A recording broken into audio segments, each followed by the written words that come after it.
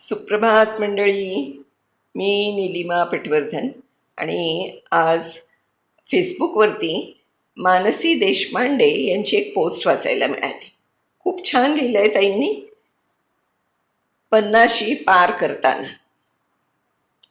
अल्लडपणापासून सुरू झालेला प्रवास जेव्हा 50शीच्या उंबरठ्यावर येऊन थांबतो तेव्हा समजतं आपण 50शीला आलो. तुम्हाला कळलंच असेल, आजचा विषय आहे 50शी पार करताना.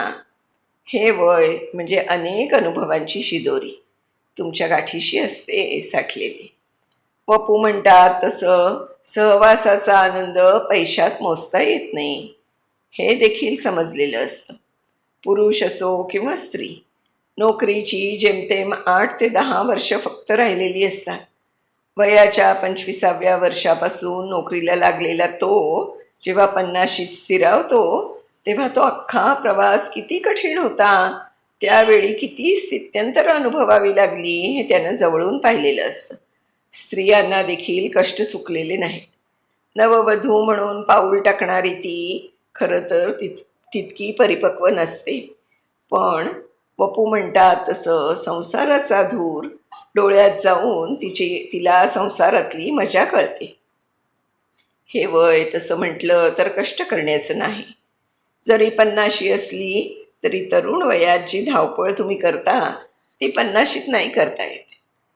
उदाहरणच द्यायचं तर समजा सकाळी 7:50ची ट्रेन तुमच्या डोळ्यासमोर जात असेल तर तुम्ही ती धावत जाऊन पकडू शकता, कारण त्या वयात रक्त सळसळतं असतं. हेच 50शीत आल्यावर काही ना काही प्रकृतीच्या तक्रारी सतावतात. सगळ्यात महत्त्वाचं म्हणजे तुम्ही माणूस ओळखायला शिकलेले असता. स्त्रियांना तर एक गोष्ट चांगलीच माहीत असते, ती म्हणजे नाती जपणं. हे त्यांनी आत्मसात केलेलं असतं बरं का. पप्पू जसं म्हणतात, कोणतीही चूक ही नात्यापेक्षा नक्कीच मोठी नसते, हे त्यांनी जाणलेलं असतं. ही शिकवण ते आपल्या मुलीला देतात.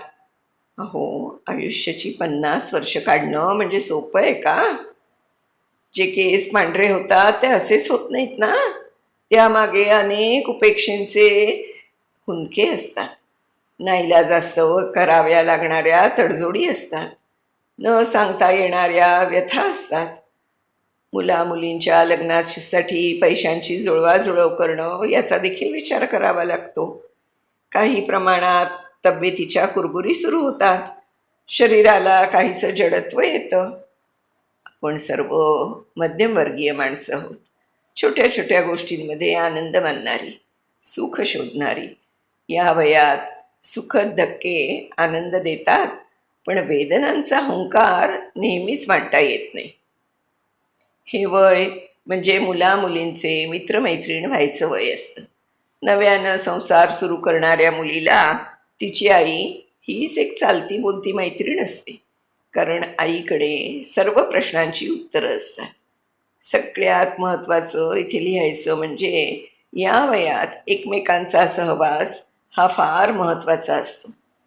प्रथम तुझं पाहता जीव वेडावला, हे तरुणपणी म्हणून झालेलं असतं, परंतु आता तू अशी जवळी राहा हे म्हणावं लागतं.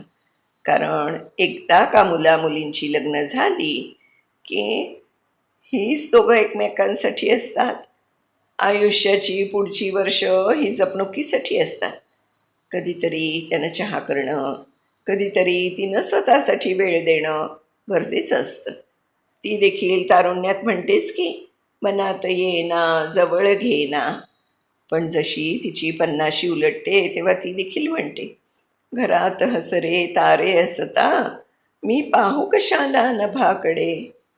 हे वय म्हणजे आरामाची खऱ्या अर्थानं गरज असणारं वय. कुठेतरी थकलेल्या जीवाला विसाव्याची गरज असतेच ना. 50 वर्ष जेव्हा तुम्ही आयुष्य जगता ते निव्वळ जगणं नसतं, तर कितीतरी वेळा स्वतःचं मन मारून समोरच्याचं मन दत्तक घ्यावं लागतं. पुरुषांना देखील हे चुकलेलं नसतं. स्वतःच्या लग्नात आनंदात असणारी ती दोघं मुलीच्या लग्नात मात्र सनईचे सूर ऐकून हळवे होतात. खरंच ही 50शी म्हणजे आयुष्यातलं एक सोनेरी पान. तसंच ते अनेक आठवणींचे आणि अनुभवांचे नजराणे देतं, हे मात्र खरं. कारण नेत्र हे पहिलं तीरावर पोचण्याआधी आयुष्याचा महोत्सव साजरा केला नाही तर मग काय उपयोग.